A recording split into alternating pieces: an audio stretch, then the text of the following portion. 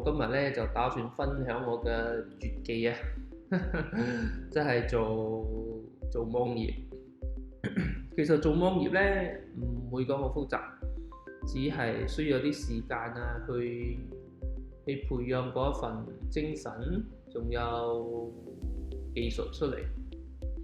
一旦你熟悉咗嗰啲基礎，仲有一啲巧妙其實基本上就唔會講好難噶啦。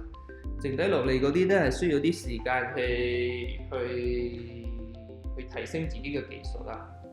咁呢個影片咧係專針對兩戶唔同嘅客戶群啊。第一個係好似啱啱學生啱啱畢業，OK， 或者係純粹係自己想做一個網頁啦，即係自己一腳踢，自己想整一個出嚟，做網購啊，或者自己有啲生意啊，自己想做一個網頁出嚟推廣啦。OK， 呢個影片啱你睇，因為我嘅呢個影片嘅嗰個出發點咧，完全係 start from non-experience 嘅 user 嘅，即係冇經驗嘅，完全係冇基礎嘅。OK，so 我會用一啲速成嘅方式啊，即係 shortcut 係咪？去教導點樣以最快嘅時間做一個網頁出嚟。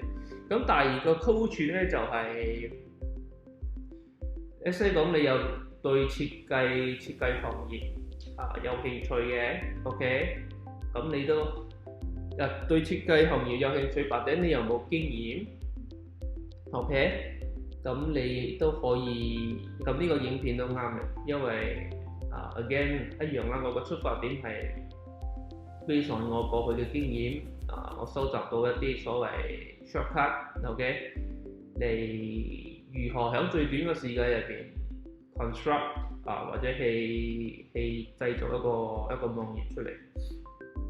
Before 正式開始咧，我大概講述下做網頁究竟網頁係點樣做啊，或者應該用咩 software 啊，需要啲咩技能啊，種嗰啲啦。咁以前翻去最鬼原始嘅時候，即係第一代啦，即係科技 still so 唔係咁發達嘅時候咧，第一幫嘅設計師係用兩種 languages 嚟做嘅，即係最基礎兩種就係 HTML 同埋 CSS 啦。HTML 咧我哋講係骨格，即係點樣解釋啊？即係一棟樓啊，嗰啲根基啊，嗰啲石樁啊，即係嗰個 skeleton 啊，嗰個 skeleton 那個模型啊 ，OK， 那個模型。咁 CSS 咧 ，CSS 咧就是你可以講係美化，即係專嚟美化嗰個一個 website 嘅一個語言一個 language 嚟嘅，即係化妝品咁解啦。OK， 換句説話係咁樣啦。OK， 我都唔會講咁多，一陣間就大家亂咗就唔好啦。OK， 咁而家咧喺呢個新嘅呢個年代咧，做 website 咧就更加之簡單好多啦。OK， 有好多唔同嘅 software 可以做。咁我自己本身咧，我係每一個我都碰過多少啦，或者一個大圈之後咧，其實坦白講，我自己都係 from 冇經驗嘅狀況之下學識嘅，都係亂打亂撞學到呢一份技能出嚟嘅。So 我覺得以我嘅身世，我嘅 background，我可以同大家分享下點樣開始嚟 from 國商做到大概有80幾%咁樣啦，都唔錯啦。OK， 先下一個係咩啊？OK， 咁我會教大家用嘅，今日我會用嘅就係叫 WordPress。其實 WordPress 又好 Wix 又好，Shopify 咩都好啦，其實係大同小異㗎啦，冇咩分別㗎。呢啲咧我哋叫做 CMS 咧係 Content Management System， 佢其實咧係只係一啲好有用嘅 software 嚟研發出嚟將嗰啲 code translate into 一啲我哋人類比較明白、比較容易明白去 manage、去編輯website 嘅一啲工具嚟嘅。你唔需要太過去關注去了解呢啲係咩啦，just 一個大個啫啦，OK，just 一個大個啫啦。So 咁呢個影片咧 again 我再強調係，我會係用 WordPress 嚟做教導你做嗰個 foundation 啦。咁 of course 你如果係熟悉其他嘅 software，好似 Shopify、Wix 或者咩都好啦 ，OK， 就冇話邊一個正宗，邊一個唔係正宗噶啦 ，OK， 大家都有大家嘅所長啦 ，OK，so OK， 我們開始了，我們開始 ，so 基本上係咪 website 係需要3樣嘢嚟成立嘅？第一個叫做網址啦，網址我哋 layman term 即係叫做 web address 即係 www. 咩 abc.com 呢啲嗰啲啦 ，so tech term 咪叫做 domain 咯 ，OK 呢個係網址啦 ，OK 第一個需要網址，第二個就係我哋可以叫一般上啦，可以帶個叫 server 啦，其實 server 即係那個 storage 啦，你可以究竟同 storage 有冇明白啲？即係儲藏庫，即係一個擠相擠你嗰啲 file 嘅一個地方啦 ，OK，so file 咁呢個tech term 我哋叫 web hosting 啦，或者 server 咩都得啦 ，OK， 都得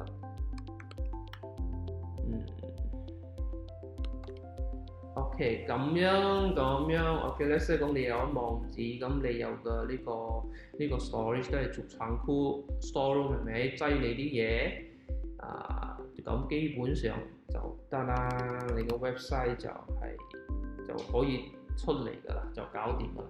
咁每一樣嘢入邊咧係咪？如果我哋正式要去精通去學識坦白講到死都都學唔晒。講真，每一行just 呢個 web address domain 係咪？你正式真係要去精通佢每一個細節係咪？講緊都好多嘢學。So 呢個 storage 就係 web hosting 即係server 嗰啲嘢亦都係一樣。So 呢兩 part 咧，我哋基本上我 just 係帶過啦。所謂嘅帶過就係 only 知道一啲我哋需要知道嘅嘢就好啦。即係好似邊度買網址買咗之後點樣做嗰啲 setting 即係我哋該做嘅嘢啦。OK。Again 呢度一樣啦 ，storage 都係嗰啲嘢點樣擺上去點樣註冊點樣揀嘅，咁呢兩個搞掂咗之後咧，其實基本上咧，你個 website 就會自然就會出嚟㗎啦。好，第一步咧，我哋就需要註冊一個網址先啦，一個網址一個名好似 abc.com 你響邊度註冊都得，好似高仔啲 HostGator Alligator、Bluehost 邊度都得啦，大家都係大同小異㗎啦，冇分別㗎啦。但係 for 我咧，我通常都會同一間本地公司註冊呢個網址啦。好多嘢其實都做到唔錯啦。OK，for domain 咧，我係通常都係喺呢度買。首先咧，你有註冊一個戶口先咯，我註冊一個戶口先咯。你註冊咗之後，你入咗去，你就會睇到咁樣嘅嘢。你就喺呢個 panel 呢度第三個，你就撳呢個 domain search 咯。OK， 就係呢度嚟㗎啦。咁呢度咧，大家就揀一個自己中意嘅名啦。好似for我就揀呢個揀咩名咧 ？OK， 呢個東方不白，我不要擺貨東方不白不要擺雪。OK，so 就 search 啦。哎呀，你激死真係。OK， 好似我個狀況，我 .com 係俾揀咗嘛，咁冇變咯。OK， 咁我要揾個第二個名啦。我呢度補充少少就係，我建議攞 .com 好啲啦。OK， 攞 .com 好啲。咁 .com、.my 仲有 .my 咧，呢啲我哋叫 country level extension， 呢啲就需要有間註冊公司係咪？你先至可以註冊呢種類型嘅網址嘅。OK，咁 OK。So for 呢個你哋自己中意啦，我就揀住1年先啦。OK，你如果講你係肯定咗嗰個名，你又揀幾耐都沒有關係啦。OK，我係揀住1年先啦。.com 通常係大概係60至80幾蚊啦。OK，每一年可能個 rate 有少少變動，大概係60至80幾蚊啦，一年。呢個係每一年愛 renew 㗎，domain 係每一年係 renew 嘅。So optionals 嘅嘢唔需要啦。OK，我哋嘅目標咧係純粹係做一個 website 出嚟，呢啲講緊全部暫時都唔需要先啦。OK，你哋唔好理佢。總之咧，你 check out 嘅時候 for.com 咧，嗰個價位咧係 within 60至80蚊咧。原理上你可以講你冇撳錯嘢啦。OK， 一年啦。呢度再補充多少嘢就係嗰個名係咪呢個 spelling 啊？你 before 你 final check out 嘅時候，你 make sure 你愛個名咧寫到啱喎，因為你一旦訂咗之後，你就冇得再換名㗎啦，一個 letter 都唔得。你換名嘅方法就係你愛重新再註冊過，即係你話俾多成70蚊啫。So 嗰個名個 spelling 我小心啲。OK，so 呢度撳 check out 咯。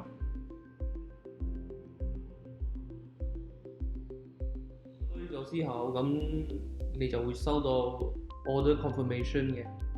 OK，so 你 for 將來你愛 check 你所有嘅網址咧，就係響呢度買 domain 呢度domain 呢度，好似我哋正話定係買東方OK，so 你啱啱買嘅網址咧，通常咧都係個 status 咧都係 pending 嘅，你大概俾佢1個小時出左右 ，OK， 我哋先至可以翻嚟呢度做 setting 嘅。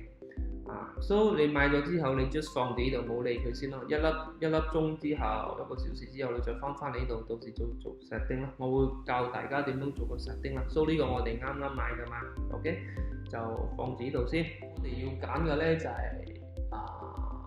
一個 storage， 一個主倉庫 ，OK， 或者叫 web hosting server 類似咁樣個名稱啦。總之我哋要揀一個 storage，OK。咁呢樣嘢咧，其實就買嚟係要擠相擠所有終於同你 website 有關嘅嘢，係咪？我哋需要擠喺呢個地方，咁嗰個 website 先至可以睇到，先至可以 live 嘅。OK， 呢個 storage 呢個 web hosting 咧係好關鍵性嘅。OK， 關鍵性就係講到尾1分錢1分貨啦。OK， 就唔可以貪嗰啲小便宜去揀嗰啲平嗰啲，所以到頭你揀嗰啲係咪？到頭來你會面對好多問題，就係第一可能佢唔安全，第二咧就係可能佢好緊要好慢。So 如果一個 website 慢咗，係咪基本上你成個嗰個 idea 嗰個模式係失敗晒㗎，因為已經慢到根本行到你 website 幾靚都冇用。So 我自己個人咧，我就用我之前用過好幾間我就唔打算響影片呢度批評邊個好邊個唔好啦。我直接就介紹，我會介紹嘅真係呢一個啦。呢一個咧係而家當前咧 one of the最流行嘅一種技術叫做 cloud hosting。cloud hosting 咧其實本身咧係唔係平嘢嚟嘅。cloud hosting 咧一般上其實per month嚟計，每一個月咧大概係300至400馬幣左右嘅。咁呢間公司就稍微經濟啲，OK， 個價錢咧都好 flexible 下。OK，最好嘅地方就係佢有 start free 嘛，係咪先？即係你可以免費1個月試下先咯，唔中意就掉咗佢咯，到時揾其他嗰啲咯。OK，so 你一樣你需要註冊個戶口先。OK，start free 係咪就係註冊 form 啊？So when 你註冊戶口嘅時候 ，OK， 我哋睇下你嘅 pricing 啦。pricing 喺呢度 ，OK， 你撳 pricing 呢度 ，OK， 你撳呢個免費使用 start free， 你就揀呢個 DigitalOcean 啦 ，OK， 嗰啲唔係複複雜雜嗰啲，我們就不要管它先 ，OK， 你就揀呢隻免費1個月用先啦 ，OK， 咁呢啲 form 呢度你就去填啫啦 ，OK， 呢度我就冇，我就 skip 過啦 ，OK。到而家目前為止，我哋已經註冊咗一個網址 ，OK， 咁亦都我相信都啱啱註冊咗一個 web hosting 啦 ，OK，so 呢個係我嘅 panel 嘛，我相信你哋嘅咧係 just 一個啫啦 ，OK，so 下一步咧你就喺呢個上高呢度 application，so 你就 add application 咯，你就揀你正話啱啱租嘅嗰個 server 嗰個 account，OK。So 呢度咧唔需要擔心，唔需要太過複雜，你 just 跟住我嘅步驟就得㗎啦。So 呢度我哋咁 ，OK， 我再嚟講，呢度有好多個，但係大同小異㗎啦，冇分別㗎啦。你撳呢個啦 version， 就第一個呢個 version 啦。佢唔一定係5.8嘅，可能你睇到呢個影片嘅時候，可能變到6啊、7啊，其實都一樣㗎啦。你揀最 latest 嗰個啦 ，OK。咁呢度就俾一個名佢啦，呢個 website 叫咩名咁呢度咧其實係 for 一個 tag 啫啦，呢個唔重要啦，因為呢個我之前我 define 咗嘅 ，when 我相信 new user 呢度會叫你再 create 一個新嘅 tag 嚟 categorize 你呢個 website 啦 ，OK？ 我明呢個 set 咗之後你就撳 add 咯 ，OK？ 呢度大概會攞1分鐘2分鐘左右啦